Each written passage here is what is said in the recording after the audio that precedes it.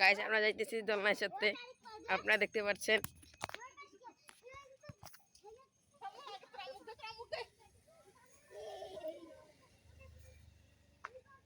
দেখতে পাচ্ছেন আমরা যাচ্ছি।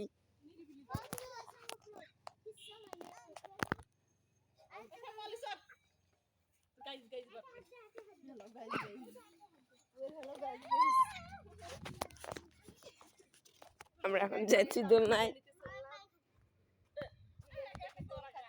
আমরা এখন দোলনায় যাচ্ছি।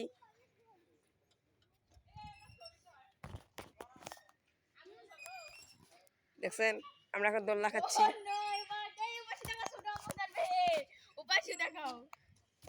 দেখতে পাচ্ছেন এখানে এগুলো মহিলা চড়তেছে।